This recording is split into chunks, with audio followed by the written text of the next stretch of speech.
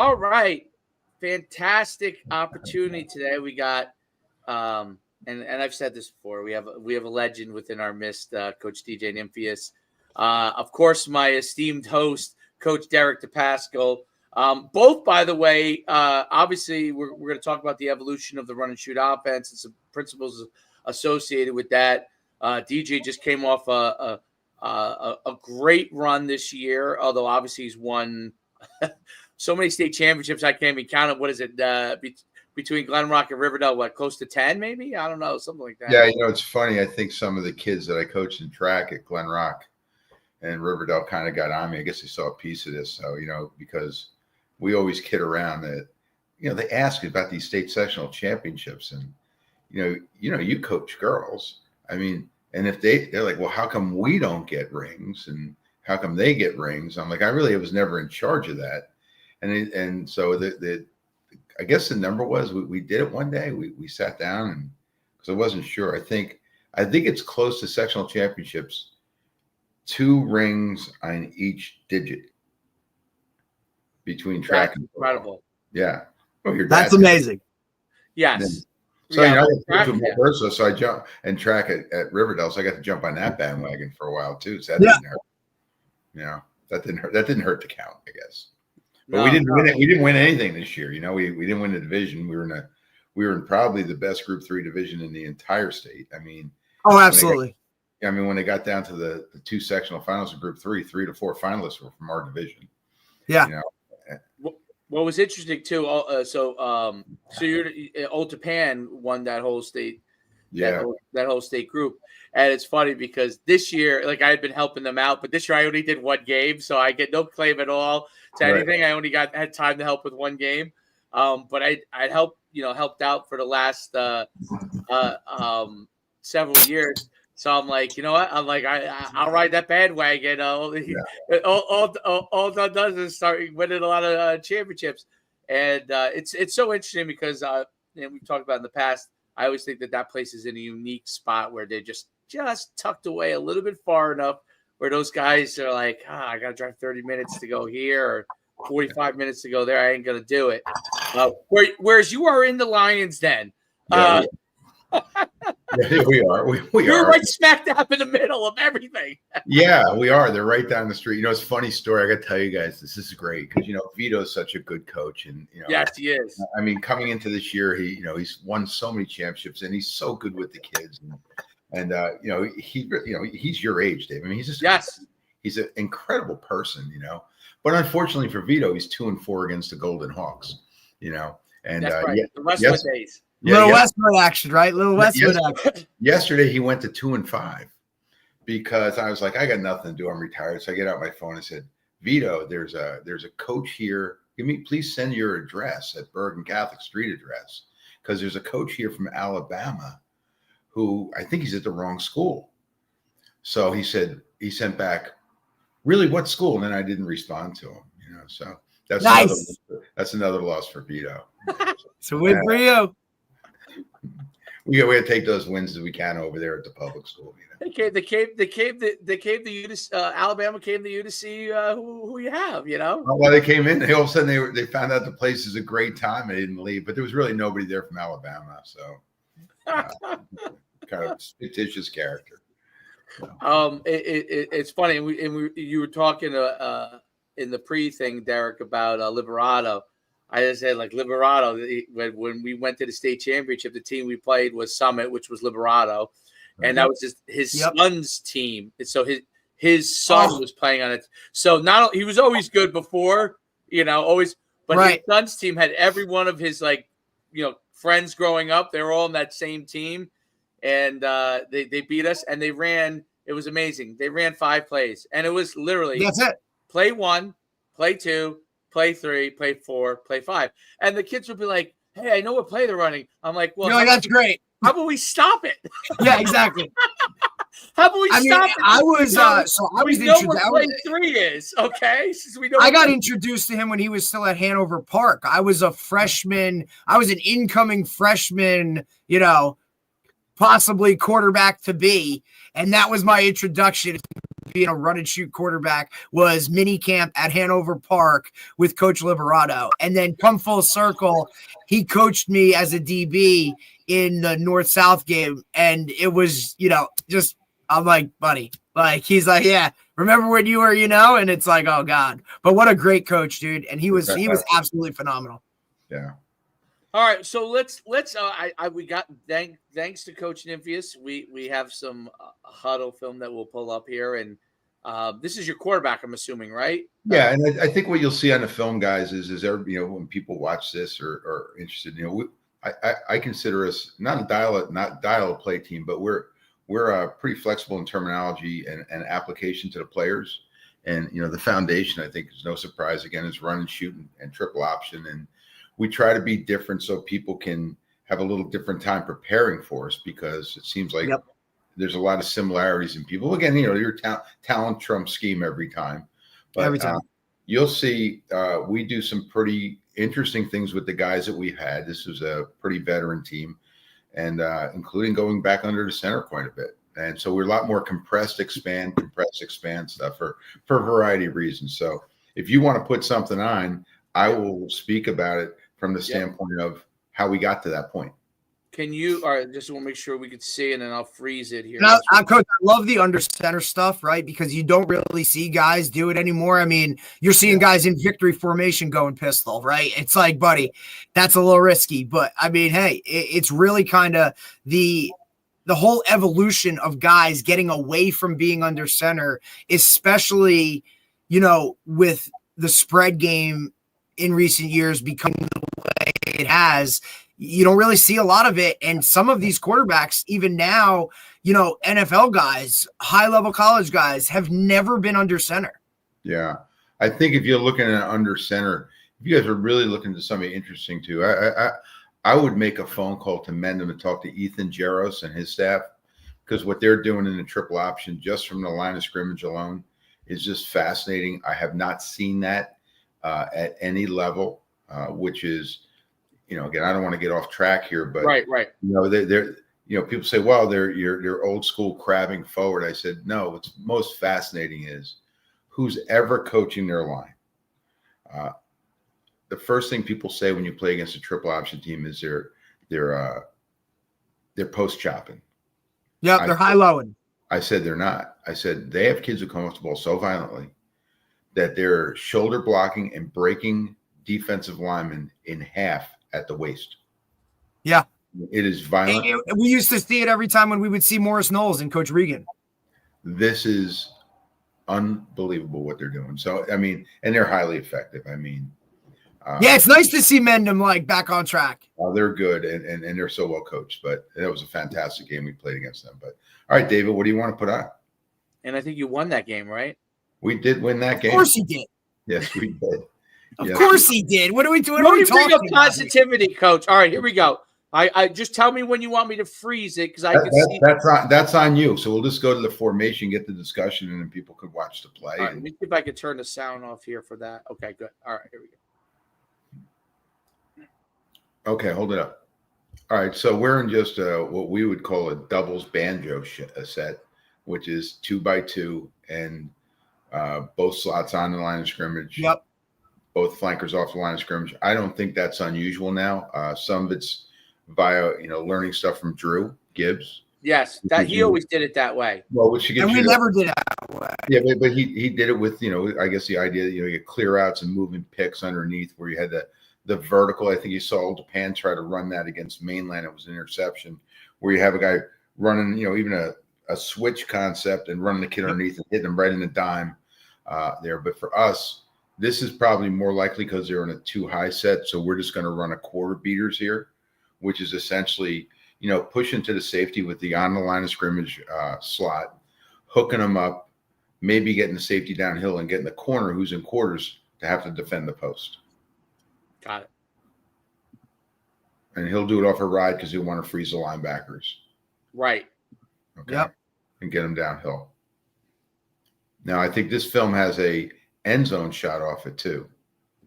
Okay, and that's this has got to be. Who are you playing here, Nutley? This is the opening game. It's Nutley, so yes, it is. Just to give you an idea, I mean, the quarterback's 5'6" and 165 pounds.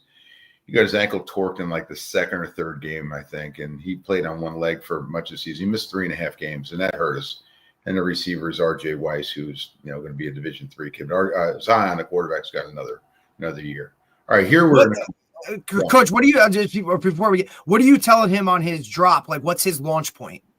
His launch point for him, because of his body type, there's times in a quick game he'll be catch and throw, but Derek, he ends up being a quick 3 off the ride.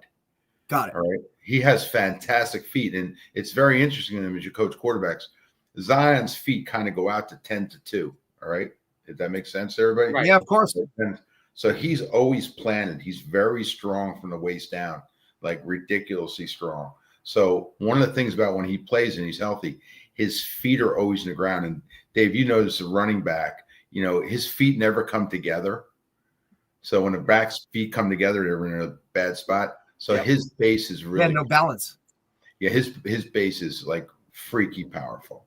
He's got a natural base to him. He does. He's a 400-pound squat kid, and that's not just a brag thing. I mean, I was just gonna say, I know he's got to have a good squat. That's his body type. I mean, he's very good in the weight room, and he looks like a little smaller version of the guy who was, you might say might have been your best QB ever at Riverdale, David, right? He's similar. I mean, David's different. I mean, because David liked to eat, so David would get a little heavy sometimes, But don't we all?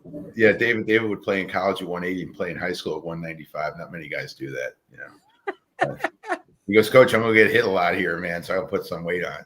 But then here we're underneath the center in a compressed set, which is some of our option principles. And the idea is, again, if you guys look at the defense, and this is against Paramus, is guys don't generally understand I shouldn't say understand. Leverage changes dramatically when you're in compressed sets. Absolutely. And I always equate it with the wing T when you play against the nub side, especially to the tight end only side. Why is that kid always open on the bootleg to the corner? I think it's because guys lose their leverage. So this forces a change in leverage. And essentially for us, and this time we're in one back, because we do a lot of this as no back compressed, this just changes leverage points. So, and again, it's a pocket presence thing for him, but it opens the field up. Oh, yeah, he's got some wiggle. Well, the escape routes become so much easier. Well, he's coached to know. Hold on for a second on this one. So Zion's coached, I think, like most quarterbacks. I was just watching some Division III film because my friend's the head coach at Susquehanna, and too many kids try to. Oh, they're having a nice run. They're good. I was at the game last week against Hobart. Excellent game. The quarterbacks have to understand most of their escape routes are through an A gap and I'm not just talking about getting out of there, but their vision doesn't change much. And I was just watching a quarterback from St. John's, Minnesota, and they're real good. His escape routes are outside, which could lead him. I mean, they could put it on Susquehanna for all I know, but his escape routes are outside. So he really narrows that field. So if he launches one, there's a lot of angles where college DBs will pick balls off, where guys look wide open because of that. Or even linebackers expanding, coming underneath stuff because, they're college kids. Yeah, so all those guys can run now. Yeah, they're running that direction that you're running. Correct. So, and they're not necessarily in your vision when you first throw the ball. Correct. But they come they kind of come into that screen late. Yeah, they come inside out, especially the linebackers from, let's say inside the hash towards the numbers, and you never see them. And they pick that off. They pick it off easily. Yeah. It's not a tough play for a college kid. So we're in a compressed set here with no backs. Empty. All right. It's empty. So what it does is it leads to essentially the defense. And this is against Old Japan. So, I mean, the fact that Zion found some film that was good against Old Japan is fantastic, So if Joe Klaus watches this, it's going to be, you got to be kidding me. We beat them. They scored once. Oh, we're working on it. We got to get them back. I can hear Joe now. Like, you scored against the damn JV. So. Yeah. Well, Joe wants a Corvette to come on. So, Joe, like he's like, what do I get to come on the podcast? I'm like, you get a high five. Just tell him to go to Shriver's and run up a tab like he always did when he was coaching with us, and then turn to me and say, "You got this, right?" Yeah, you're like, I guess so.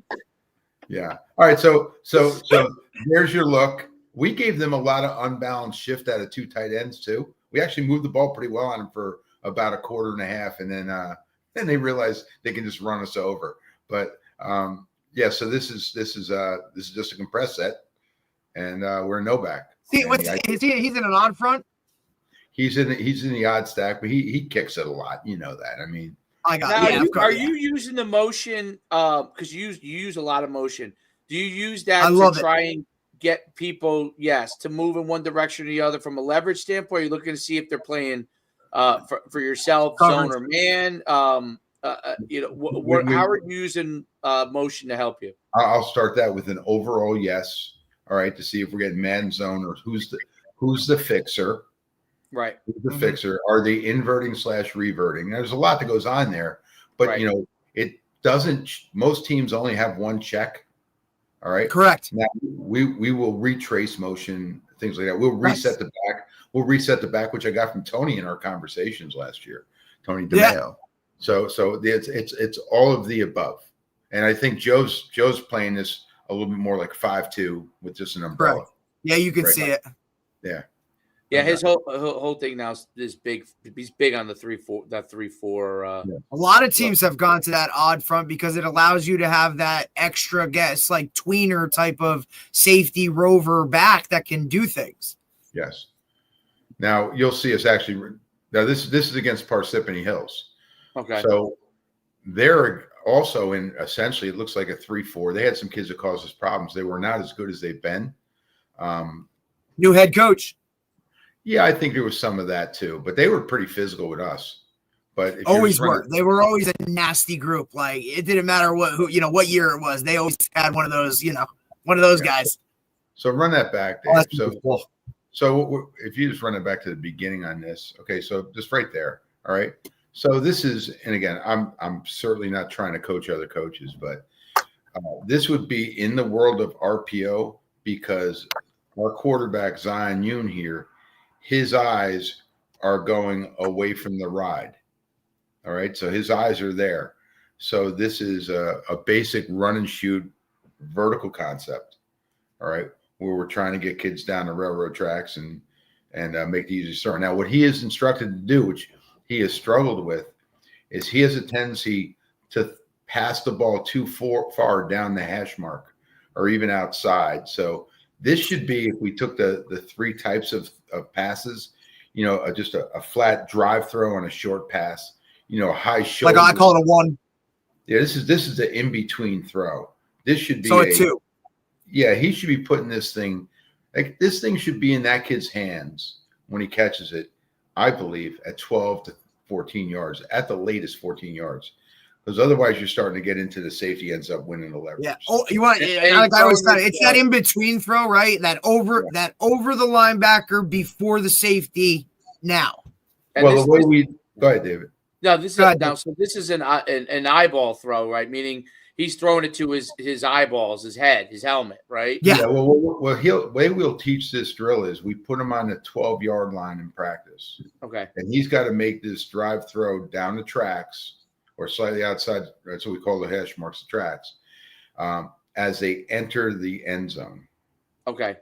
Because if you give them too much space, they're going to get reward on air.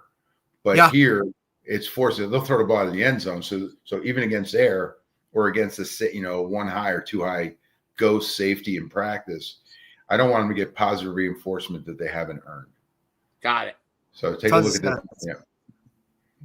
And especially as a wideout, you want that ball to your chest or your head so I can catch, tuck, and be ready to do it. I'm expecting contact from the safety at some point. But so what you're talking about is you really want that there a little earlier, right? I want it about the 23-yard line. If we ran it back and we saw the yard line where the play started, that would probably be helpful. Okay, so my guess is 45th. He's got to be at about the 46. 45. This should be in number 4, who's Tyler Datz. He's a little Riverdale rugrat. He should have the ball by the 34-yard line, 32 at the latest. Okay, I would think. Somewhere right in there. But right now, yeah, he should. Yeah, he should. You can't see my pointer, but he should have the ball. So maybe it's on the 46 there. So 46, 14. He should have the ball certainly by the 30-yard line. It's too late. I mean, he's hospitalized. Now you get that ball sooner. One, it allows you to catch, tuck, and get contact. Or if you get it sooner, now you're catching, stick my foot in the ground, and I'm across that safety's face, and I have no contact whatsoever. Well, there's an answer to that too, Derek, and you know that from playing in the run shoot. Just sit down and make him throw it at your face. Yep. We don't have a quarterback. Yep, right now. And now I can catch, and I have here we go. We still have a first, and we're rocking. But also, when that receiver needs to look for that ball, like he's going to be looking as soon as he passes those linebackers, correct? Yeah. I would think when Tyler Datz was running that route, he's like, I'm going to get killed, because now you're going to have safeties corners who are playing the divider coming off too. It's sitting there for a while. Yep, absolutely. Yep. So now I can come off that outside receiver and go jump that. Yeah, and I think again, you guys can review this as you'd like. I mean, another time, but you see, Zion needs to get the ball out faster. Got it. Right. He kind of hitches up. Okay, so this is a tight end empty set, and what we'll do is we move kids around. All right, so this is our best guy, RJ Weiss, and he'll line up anywhere. I mean, we had to play quarterback for us 3 games because Zion got hurt. Do you call him the H-back in this set, Coach? This for us is, as David knows, this is what we call a doubles rod. Right. All right. Okay. So, and now if it's a tight end, it would be more like this would be because our tight end to the right is in a right set. So a right would mean we have a tight end right and a flanker right, and we have twins to the left. So this would be, so we definitely have 3 guys over here, I guess. So this also could be right rip. So this is a doubles rod or a right rip. Okay. And the kids think we're giving different formations, same thing, but you know what I mean. Right. That's all the same. Just attach, detach is what it is. Okay. This is the Westwood game. And Amir Sadar is running the defense, and he's really good. So what they do is interesting. He looks like he's playing like a 3-1 with the kid stacked behind the linebacker, if that makes sense. Yeah. So our thought was we needed to we'll call him a robber, the extra guy. We needed, because the middle linebacker we felt as though was a blitzer. So we treated him as part of the protection. Yeah, I was just going to say, you almost account for him as the defensive lineman. Right. And the best player is obviously the robber. I mean, they're really well coached. And it's I think it's the Klein kid, number 3. He's back. He's very, very good. So we needed to put number 3, who's the robber, in conflict. So we wanted to sit somebody down in front of him and run somebody beyond him before he got to the safeties. Do you want that low man to be even lower than he is? So he's more what ends up happening, we need him to get covered. Right. Okay. We need him to get covered, and they're chasing here. You want that middle linebacker to jump that, so that route over the top can sit there. Well, this route here is a divider, but the kid who sits down inside, the lower kid, he's really got a 3-way go. He can go to the left, to the right, or come back downhill. So if Zion like he's just dropping it right. In other words, if he gets in front of the robber, he's open. Right. He's throwing ball, but he puts this thing on a 100%. Yeah, great throw. I mean, he ropes this thing in there. That's a tiny window. Right. Okay. So Mendham. This is Mendham. All right. And again, we're getting some things where we think inside linebackers are flying out. All right. So this is not new. We don't claim. We like playing you in this 3. Everyone likes playing you in a 3-4, huh? Everybody plays you in an odd front, Coach. I think a lot of guys started to do some things this year because they knew Zion was hurt. So his ability to run wasn't where it was, Right. They didn't have to worry about that. And honestly, he got hurt on a play where when the play was over, when he was getting up, kid got up, and on the film, he just torques his ankle. I mean, there's a lot of that junk going on now because the game's not. The game's not. Oh yeah, Dave, Wall SJV game. I mean, Coach, it was street fight's not the word. It was incredible. It was unbelievable the shit that was going on before, after, during. I mean, look, you're seeing it in college football now too. It's ridiculous. Yeah, and guys don't quite understand that. And I just want to tell the coaches with this, and our kids are not without sin on that either. But I tell them, look, it's hardly heroic. I mean, you're not being a tough guy there. Yeah. But anyway, so here's the concept here. Again, we're being what we call a doubles link here. Now Right. Tyler Dax is the link back. All right. And we're going to be in a space. We like to throw the ball vertically. Zion's taught something very basic. I think all quarterbacks are. If the linebackers are out, there's no need for quarterback draw call. If you feel like you can go, go. Right. Now this is 3rd and 2. Now I don't know what play number this is on my film. You're looking at it, but there's got to be a reason we're doing this on 3rd and 2. But let's take a look at it. All right. Is this wing back here, Coach? Is he outside that tight end? Yes. Well, he's outside. He's outside of tackle. Tackle, dude. There's no Right. But you're telling him his inside foot is splitting that guy's. Yeah. Well, I'm going to give you a couple. I don't know. What am I telling him? Let's run that back. You go forward. I'm telling him just get yourself an ability to release, and I trust him on the releases. And that's why I'm asking, right? Because you want him to get out cleanly and not have to worry about all that junk in there. You know, if the DN makes a nice play and jacks the tackle into him, now essentially he's eliminated from the whole concept. Yeah, he can line up in here if he wants. I don't care. I mean, I tell Tyler he can line up here and call your motion. I don't. He's got to get out. All right. So here's the thought here. There's a few things you can tell people. This guy, see the umpire? He's always wide open. He's always wide open. So when in doubt, find the umpire run there. You'd be wide open. I tell the kids. Absolutely. All right. The second thing is teams are starting to punish themselves on defense because they're playing in all this 7-on-7 stuff. Oh, yeah. So it becomes wall off. And, it's like running down on a kickoff when you're a receiver. Just play off butts. Run to asses. Yes. So you'll watch them. They're going to wall off, which leaves a lot of room in the middle. And we like to attack the middle of the field because it's a very direct pass. All right. Correct. So you'll see him do this. I think RJ, who's a slide over to the top of the screen, is going to find a hole. No, that's Tyler. That's Tyler. We ran the same thing. He's putting this thing in windows. Holy shit. Well, if you look at it again, there's Tyler, the kid that asked where he was aligned. Watch him go find space. Boom, cross his face. He's about to cross his face. Bang. And that's the vertical concept. But, we don't. And that's literally that's like day 101 of learning to run and shoot and being a receiver in it. Find green grass and sit or go, right? Depending on coverage. But it's really kind of that simple. Like if you're supposed to be running a vertical and there's a guy over the top of you, sit. You know what I mean? I think guys. Tyler Datz is extremely gifted. So a lot of it was tell everybody has to be kind of on their route. And Tyler gets more autonomy than the other guys. Do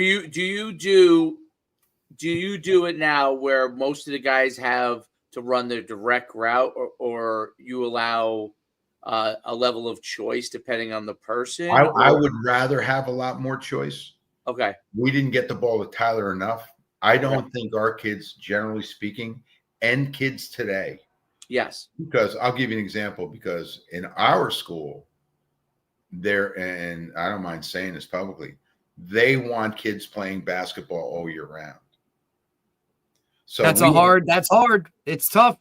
So if you eliminate our freshmen playing basketball right now, 10 through 12 in our school, we only have 4 kids playing basketball. Okay.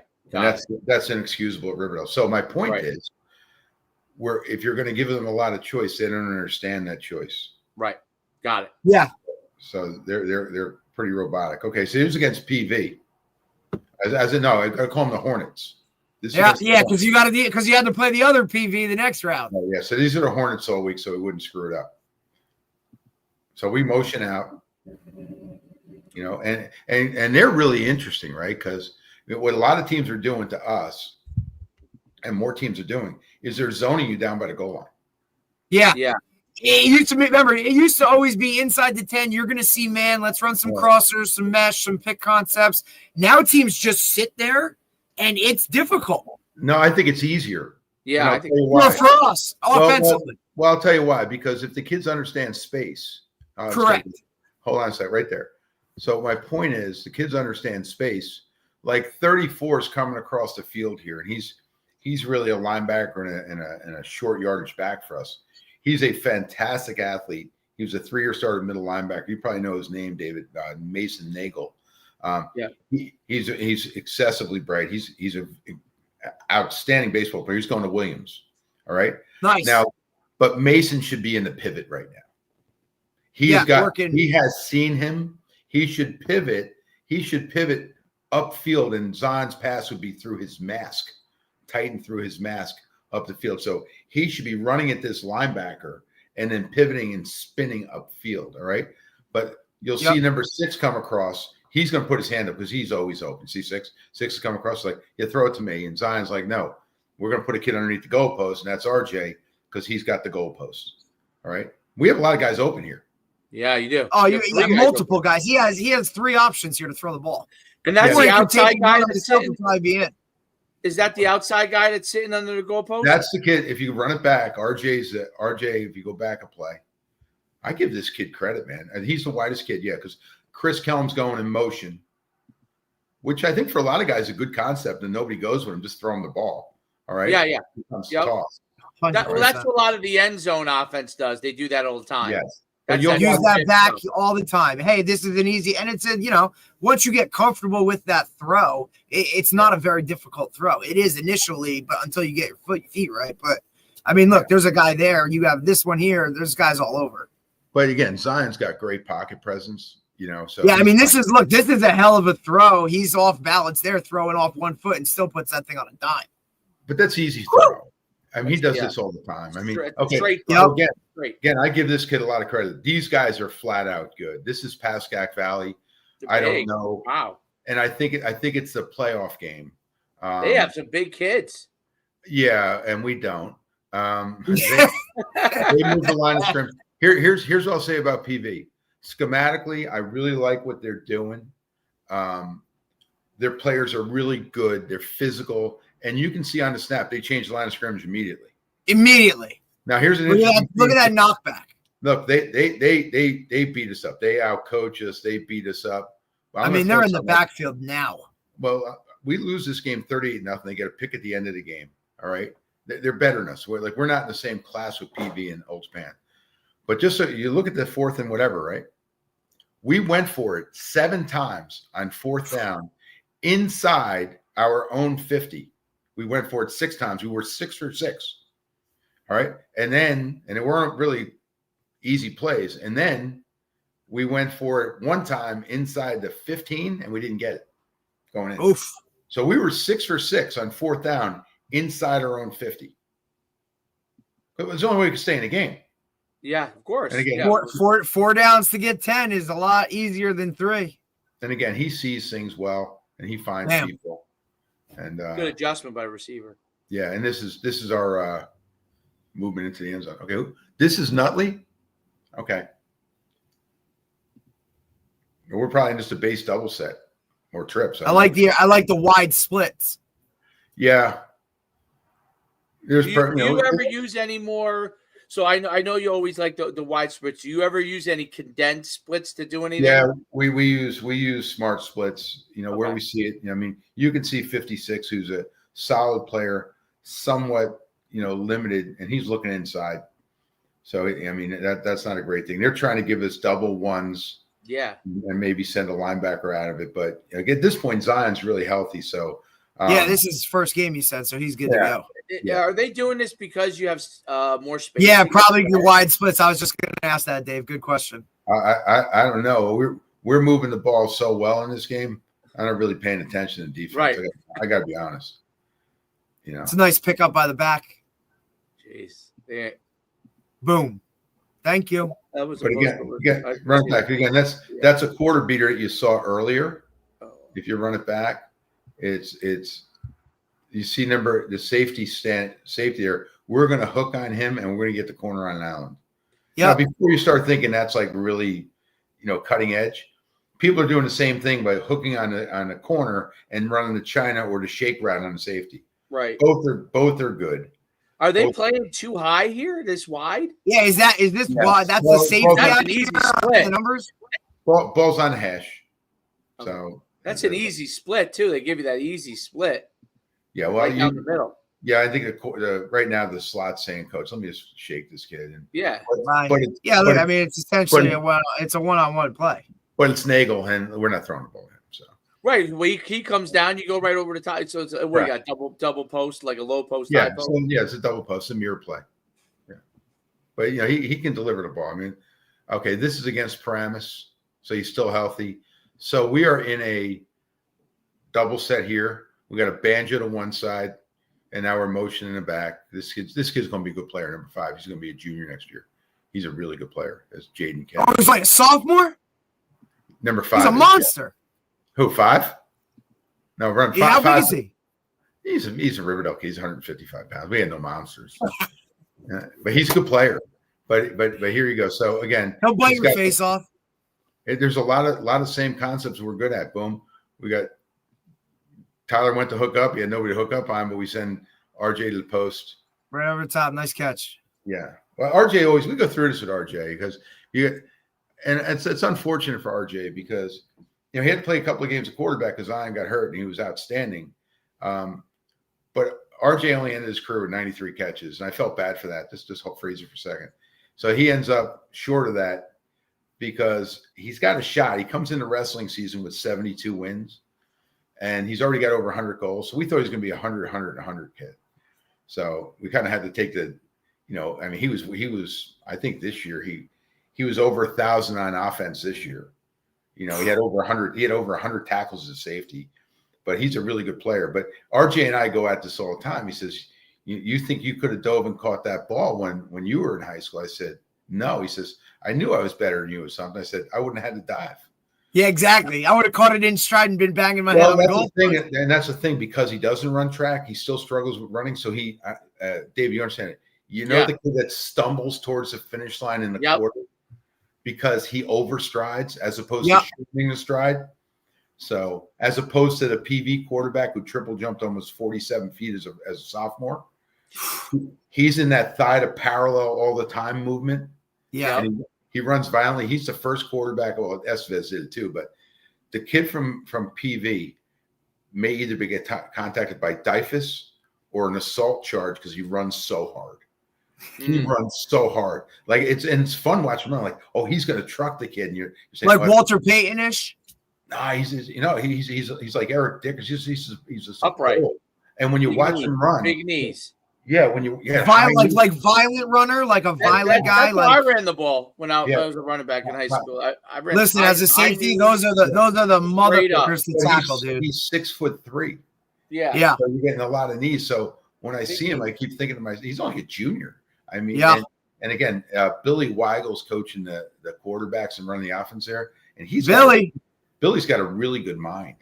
He spent a couple years at Lakeland. I had a lot of conversations with Bill. Billy Wild is over at PV. Billy Weigel, not Billy. He's running their offense, right? Yeah, he's got a really good mind. Bill Weigel, WEIGL. Wasn't he at Paramus at some point, Coach? He was, but I think he's in a really good spot for him right now, and he's a good mind. And again, he's a great coordinator. Yeah, so and he really utilizes this young man really well. But I'm impressed. I said when you watch them play, it's really exciting. Except they're running over your kids.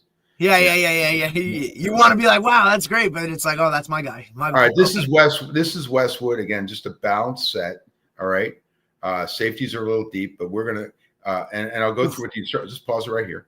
All right, the ball's snapped on the 10 on the 12. What our kids instructed for in your basic, where the ball's not down here. All right, where the ball is in, let's say on the 30, that we need that ball thrown between 16 and 18 yards against a too high safety.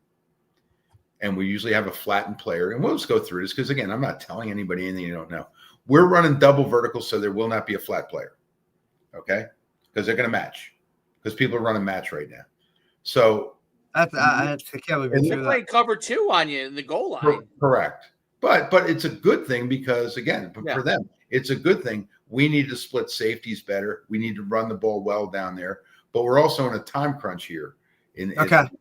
So if you run it back, generally you should throw it 16 to 18. Here the ball's got to be thrown. I would have liked to see the ball thrown at 8.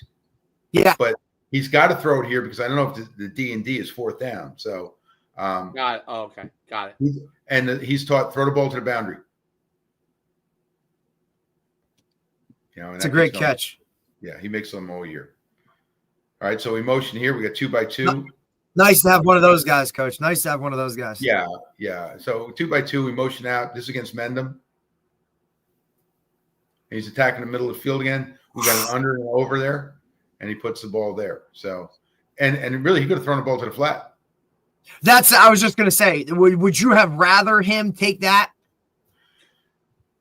I'm afraid of tagging things, and I probably tag too much because when you if a kid trusts you, when you run a tag, he's going to throw the tag. So I would say this is probably one of the least places you should have thrown the ball. But again, if you look at the down distance, you kind of has to because the flat player's open and there's a shallow player, number 4, running to the other side, and he's wide open too. Is this a mesh Coach? Concept? Is it for you? It's completely a mesh concept. Right. So you and when you're having them run this mesh, yeah, they're not looking to rub on the mesh, right? So they're looking to continue on the space until like if you looked at the kid crossing the field on the other side, until he's encountered, and then he should become a pivot guy. Okay. Right. All right.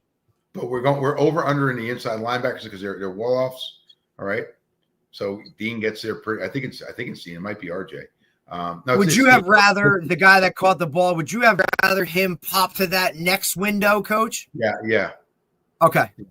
Yeah, he should have. But he didn't. And also another thing, quick. If this is like say this plays in the first quarter, would you rather him? I know you said tags and whatnot, but hey, let's take what they give us, throw the ball to the flat early on, and then eventually that'll open up something later. I think I just let him play. I mean, I let him play. So when you have all those meshes underneath, the bottom line is your escape is going to have linebackers running the wrong way, so you can just run. Yeah, it's easy. But he does a nice job of stepping up in the pocket, so he gets a good window. He's got to improve on some things. And Derek and I spoke before you came on, Dave, and it's pretty loud around here right now. I don't know if I'm coming back. I think you just get to a point where, hey, you got to make some decisions. But these are wonderful kids. But Zion's certainly a reason for wanting to come back. But there's always a kid. But right. I think he still has a lot of. Of course, we can always find that one guy. Yeah. And the great thing about the kids is they're like, if he stays, it's one more guy I don't want to deal with. So it's kind of the opposite. They're like, boy, if he left, I'd be really happy. If he's here, I'll be really sad. But listen, some of those parents go the other way too. Well, yeah, but the other thing for the kids is, when he's saying horrible things about me, what bothers me the most is it's absolutely hilarious. So I can't help but laugh at myself because he's making fun of himself. So that's correct. Kind of I'm with you. So here we got trips into the boundary and we got a stack outside, and this is against PV. So we're just giving it. I like this concept. We're giving a different presentation, and you'll see. So we're putting a kid underneath and putting a kid over the top. RJ breaks his route, because he finds space well. And again, the kid's playing on one leg. Right.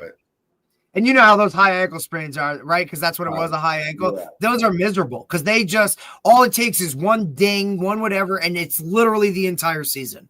Yeah.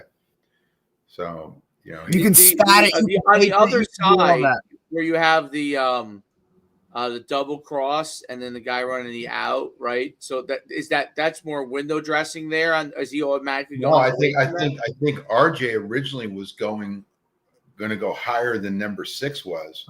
Okay. And then he saw the space and saw Zion in a little bit of distress, and he just I don't even call it scramble. We don't even call this a scramble drill. We refer to this as it's an extend the play drill. Big difference. That's amazing.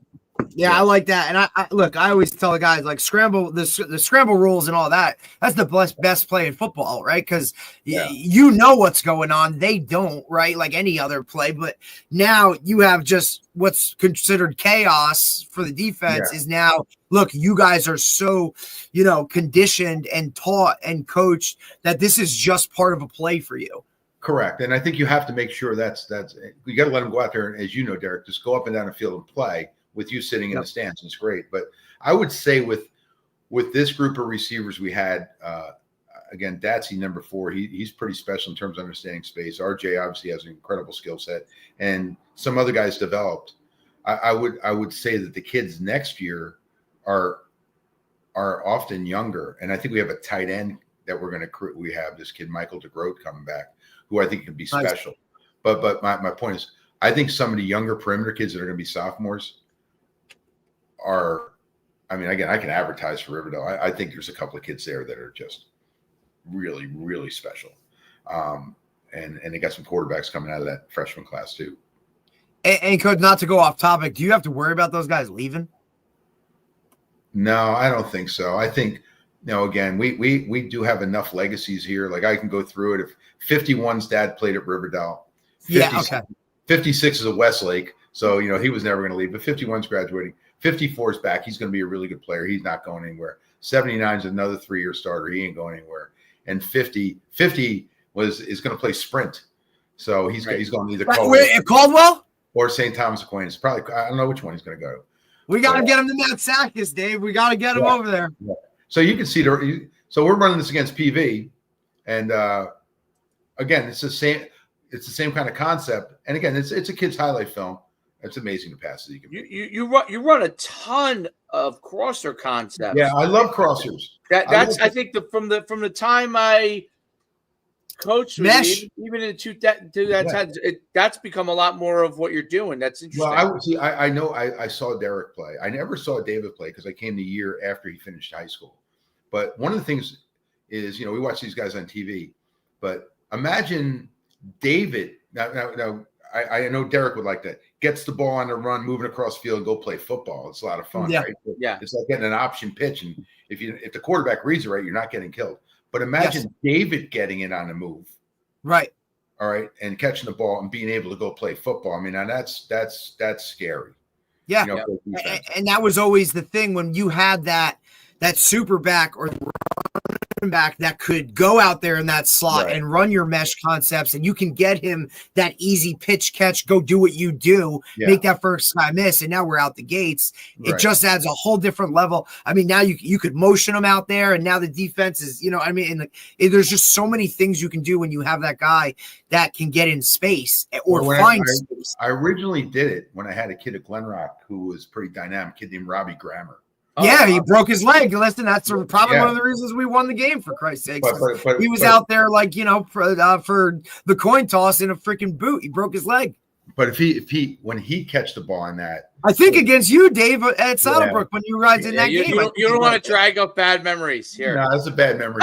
That's a bad memory for everybody. Everybody. And again, I think though when we get the ball to Robbie, I started seeing more teams do it. They're like, you know what? Saddlebrook would be a great example of that. Now all of a sudden you got Lucas Cuellar running. Lucas Cuellar.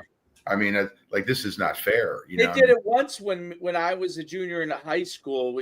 There was a team that was better than us. We were playing, and just to they didn't think we could really block them effectively, and they just put me out in space. I had like 7 catches for like 180 or 190. Well, I think the other thing I never played it again, though. I never played slot again. But it was I think the thing with the shallows is there's a few things. One, you can practice them. It does a few things because you can put cows on each side of the ball, have 2 quarterbacks. There's not a lot of stress on the quarterback's arm.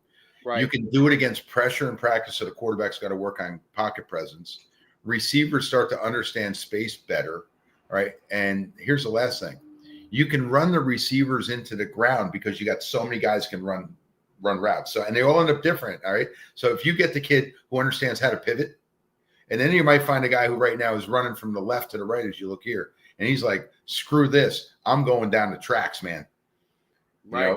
So you get all those things. But again, I mean, the kid just makes plays. I mean, I want to do one more clip because I do have to jump off. I want to do a part 2 on this because this is phenomenal. But let's do one more clip here, and then we'll jump off and we'll do another one. Whenever. I'll never forget Nutley's Field. You're retired, so you got free time, DJ. So Nutley's Field, you got Main Street running right there behind you, the stands. You're like, we opened them up on a Thursday night, but we're running again. Oh, gee, first game of the year, yeah. So we're gonna open. I guess we're opening up with them on Thursday night at our place. But so we're an empty bunch. We were running a lot of rocket toss, and that's what the motion is for. Okay. Yeah, and then fake the toss, hit the. What is that? A corner route you're running there? Well, we got a 3-man flood. Yep. Yep. High, medium, low. There it we is. actually have pretty good spacing here. Yeah, you do have Yeah, good absolutely. Yeah. That is a hell of a throw, dude. To his left. Yeah. Yeah. He's Dave, good. look at that. Dave, look, that's a Mahomes backpedaling to the sideline, let it fly. But I also think that, but he sets his feet. He's so strong. I mean, he's so strong. You watch one morning. You have the backs. Yeah, you need a strong arm to make that. We have the backside post too. You have the backside post too on this. And now, what is your conversation with it? Going to the left is different than going to the right in the sense he does almost all his work going to the left because he's got to recruit all of his body. When he goes to his right, he'll get sloppy like every kid going to Tom's side. And everybody thinks going to the right for a righty is the easiest thing in the world, and it's not because like you said, they get sloppy with it. Whereas going to the other way, now you're more heady in terms of I got to get my shoulders downhill. I need to have my feet like you're just thinking more about it. Involved in the throw, your hips and your leg. Well, I'll say this as because Dave's going to go, but there's a few things. We'll stop on this one, but there's a few things. Got to see some good quarterbacks this year. Obviously, the sophomore from Old Japan is special. Obviously, Alex Orecchio is as good a high school football player as I've seen in a while. He played quarterback, receiver, wherever they needed to. Really, what position did he play? He played win. He's fantastic. And then, of course, we see the young fella from Pascack Valley. I've got to see the kid from mainland. I thought he was good. I'll tell you who I thought was really good. I was very, very impressed. This is again, not dismissing anybody that we played. I thought what the Mendham guys did with their kid, I thought he was excellent on film. He was way better in person.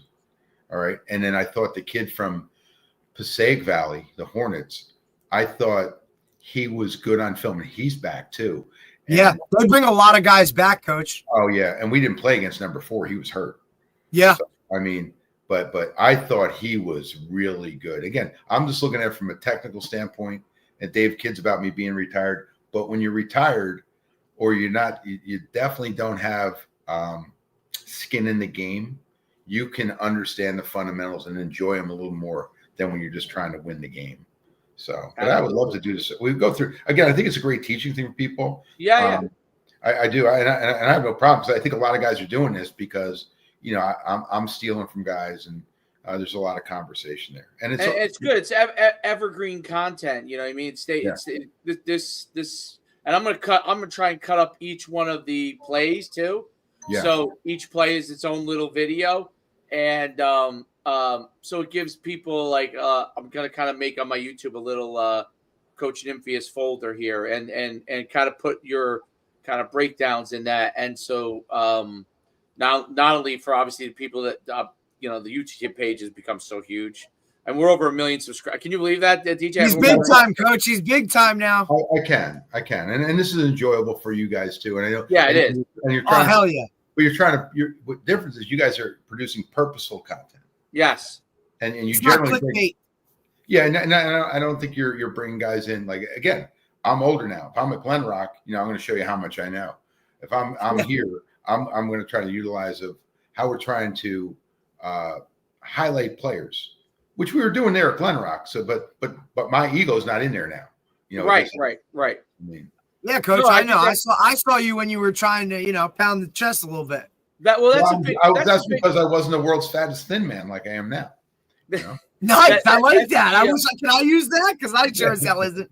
It's a big part of the when you're learning from someone like you, like the fact that you're able to. That's the thing that I learned is like the players are a huge part of getting that concept to work that you're running, right? So, like. It's great. Well, I tell this all the time, and I gotta run off this. But I tell this all the time. So when I first came to the first time I came to work, which was 2004, and you gave me a bunch of Montana versus I can't remember who it was, and all that stuff, and you said take a look at this, and then you gave me I can't think of the quarterback that you had. He was short, stocky kid. He was unbelievable at Glen Rock. Scott Stevens. Scott Stevens. That was it. So I got the Scott Stevens film, and I don't know what ended up happening to that, but he gave me the Scott Stevens film. I watched it, And I thought, then I ended up going to Saddlebrook, right? So I thought when I went to Saddlebrook as a head coach, I'm like, all right, I'm going to install this Scott Stevens stuff. My guy's going to get to the outside, and if it's not there, he's just going to waltz his way down the field for a touchdown like Scott Stevens. And you realize how special someone like Scott Stevens was, because he made those concepts that you ran, which were unbelievable run and shoot concepts. But he made, when things broke down, he made things work. He made it, honestly, it's crazy to say this, but he actually made it look easy. I hate to say that because it's not easy. It's not what he was doing. But he made it look easy. He was so effortless in how he played the game, even though he was a sawed-off kid. Like, his running wasn't effortless. Like, he's a stocky runner. Yeah. He's a running back kind of guy. But he made the game. He played the game effortlessly. Like, guy shows open, boom, like that little out concept on the flood used to run. Boom, he throws it right to him. And so it's really interesting to hear you say, like, the players make your concepts. Yeah. Oh yeah. Really, really work, and they give you a full sense of like, hey, I'm going to be able to do this with every guy that plays quarterback. But Dave, as you go, you know that all starts up front. So I mean, if you go back to the South days, and we can name drop Anthony Pomo, and then when you went back and Steve was your quarterback, right? I mean, okay, so you understood that, but if you go back to when Pavel was playing quarterback. Pavel and Timmerman. Yeah, Pavel. Yeah. Timmerman was a stud. And then Coach Knapp's kid. Yep.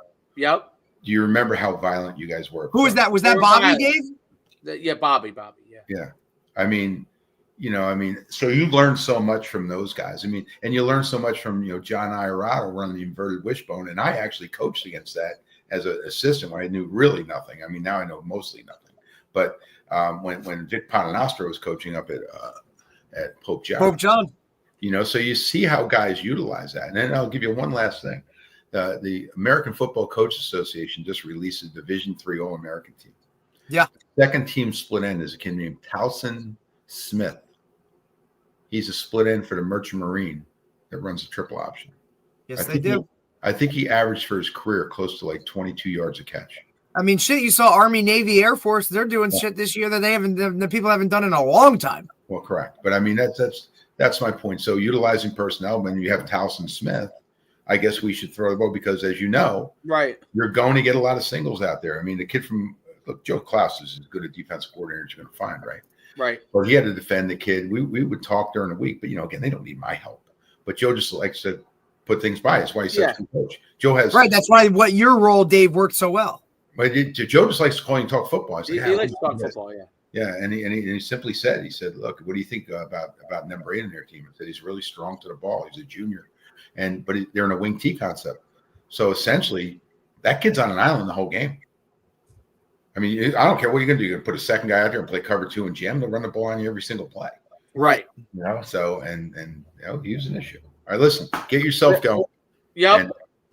And let me know if you want to do this again. I definitely do. I'll shoot you a text and we'll figure out another day to do it and keep going because this is phenomenal. Yeah, 100%, Coach. Appreciate you, buddy. We'll talk soon. Thank you so much. Appreciate it.